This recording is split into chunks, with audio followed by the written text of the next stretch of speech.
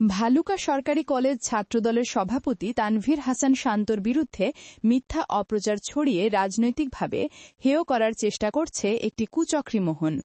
মাহমুদুর রহমান নামে এক যুবদল নেতা সাম্প্রতিক সময়ে পূর্বশত্রুতার জেরে কলেজ ছাত্রদল সভাপতি শান্তর নামে মিথ্যা প্রোপাগান্ডা ছড়িয়ে শান্তকে রাজনৈতিকভাবে হেয় করার চেষ্টা চালাচ্ছে বলে জানা যায়। স্থানীয় সূত্রে জানা যায়, যুবদল নেতা মাহমুদুর রহমান একজন বহিষ্কৃত নেতা ও চিহ্নিত সন্ত্রাসী।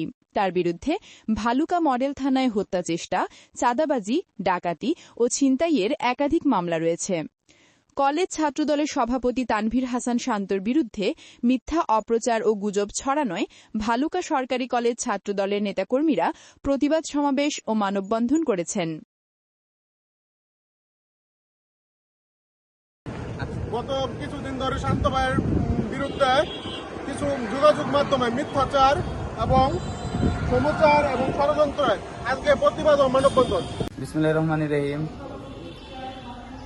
আসসালামু আলাইকুম। আমি তানভীর হাসান শান্ত, সভাপতি ভালুকা সরকারি কলেজ ছাত্রদল।